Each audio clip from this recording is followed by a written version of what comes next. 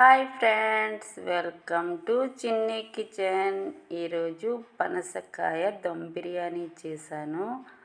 Sunday రోజు చేశాను. Taste అయితే చాలా చాలా బాగుంది. ఒకసారి ఇలా మీరు కూడా ట్రై చేసి చూడండి. పనసకాయ దమ్ బిర్యానీ చేయడం కోసం ఫ్రెష్ పనసకాయ చెట్టుది కోసుకొచ్చాం. ఈ పనసకాయ చెట్టు చూడండి ఎంత పైకి ఉందో. పైన అయితే ఇంకా చాలా కాయలు వచ్చాయి. మేమైతే ఒక పనసకాయ తెచ్చుకున్నాం. ఇప్పుడు ఈ పనసకాయని కట్ చేస్తా. చేతులకు ఆయిల్ రాసుకోవాలి. చాకుకి చేతులకి ఆయిల్ రాసుకుని అప్పుడు పనసకాయని కట్ చేయాలి. ఈ పనసకాయ కట్ చేయటం అయితే చాలా కష్టం. మొత్తం పనసకాయ అంతా జిగిరే ఉంది. చేతులకి ఆయిల్ బాగా రాసుకుని అప్పుడు ఈ పనసకాయని కట్ చేయాలి. లేకపోతే చేతులు ఎంత కడిగినా వదలదు. చాలా కష్టపడుతూ కట్ చేస్తున్నా నేనైతే. ఇలా ఈ పనసకాయని ఇలా పీసులా కట్ చేసుకుని పైన గ్రీన్ కలర్దంతా తీసుకోవాలి.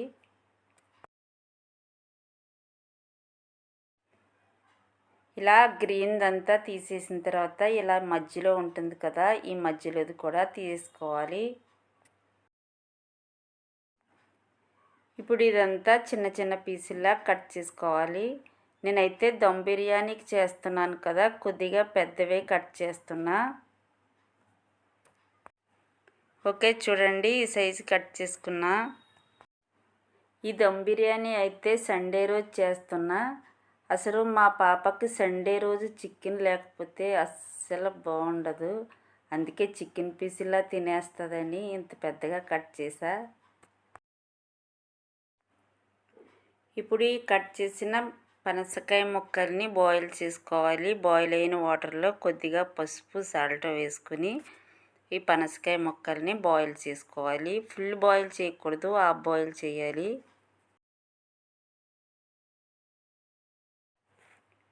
నేనైతే దమ్ బిర్యానీ మట్టి దాకలో చేస్తున్నా. 3 స్పూన్లు ఆయిల్ వేసుకుని ఇలా పొడవుగా కట్ చేసుకున్న ఆనియన్స్ అన్నీ ఫ్రై చేసుకోవాలి.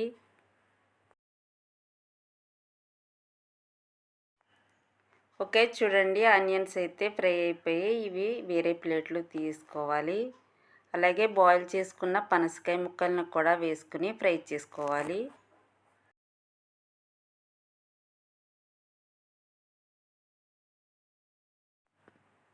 ఓకే, చూడండి పనసకాయ ముక్కలు అయితే ఫ్రై అయిపోయాయి. ఇప్పుడు 2 స్పూన్లు అల్లం వెల్లుల్లి పేస్ట్ వేసుకోవాలి. ఫ్రై చేసి పెట్టుకున్న ఆనియన్స్ వేసుకోవాలి. సగం వేసుకుని సగం ఉంచుకోవాలి. 1 స్పూన్ పసుపు వేసుకోవాలి. 3 స్పూన్లు కారం వేసుకోవాలి. 1 స్పూన్ మసాలా పొడి వేసుకోవాలి. కొద్దిగా జీడిపప్పులు వేసుకోవాలి.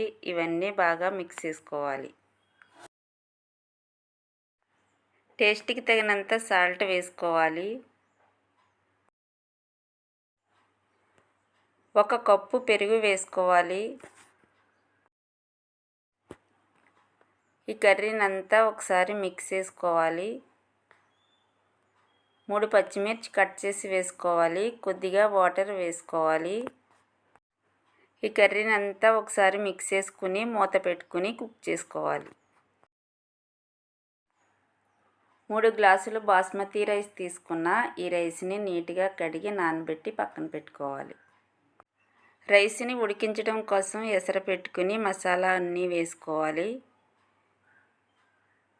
కొద్దిగా సాల్ట్, కొత్తిమీర వేసుకోవాలి. ఇవన్నీ బాయిల్ అయిన తర్వాత నానబెట్టుకున్న బాస్మతి రైస్ వేసుకుని ఉడికించుకోవాలి. కొద్దిగా ఆయిల్ వేసుకోవాలి. ఓకే, చూడండి రైస్ అయితే కుక్ అయింది. ఇక్కడ కర్రీ కూడా రెడీ అయిపోయింది. ఈ కర్రీని సగం అయితే బౌల్లోకి తీసుకుని పక్కన పెట్టుకోవాలి.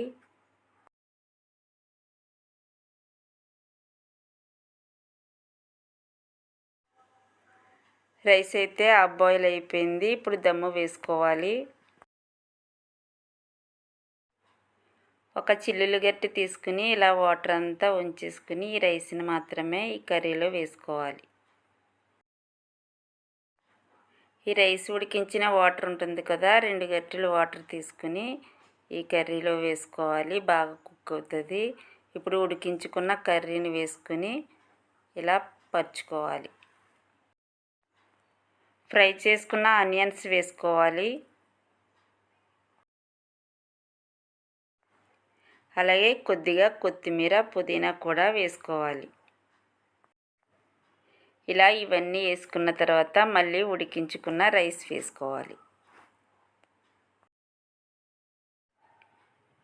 ఫ్రై చేసుకున్న ఆనియన్స్ వేసుకోవాలి. కొత్తిమీర, పుదీనా కూడా వేసుకోవాలి.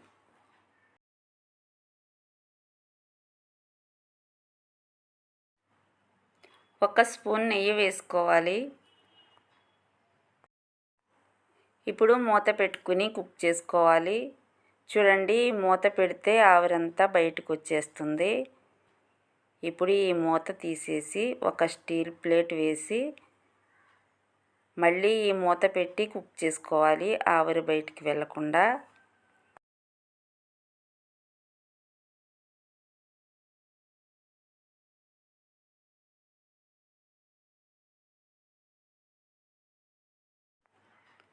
ఓకే, చూద్దాం.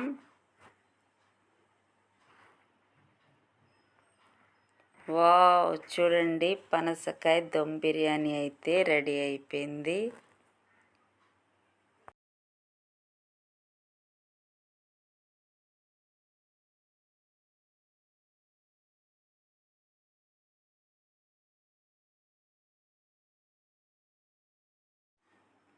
పనసకాయ దమ్ బిర్యానీ అయితే సూపర్గా కుక్ అయింది. స్మెల్ కూడా మంచి స్మెల్ వస్తుంది. మా పాప అయితే ప్లేట్ పట్టుకుని రెడీగా ఉంది.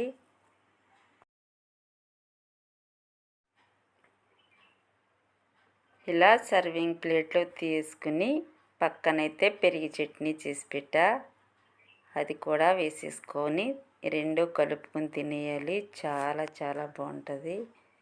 చికెన్ కర్రీ కన్నా చాలా టేస్టీగా ఉంది. చూడండి, పీస్ అయితే మంచిగా కుక్ అయింది. చాలా చాలా బాగుంది దమ్ బిర్యానీ అయితే. ఓకే ఫ్రెండ్స్, మా రెసిపీస్ మీకు నచ్చినట్లయితే లైక్ చేయండి, షేర్ చేయండి, సబ్స్క్రైబ్ చేయండి. Bye friends.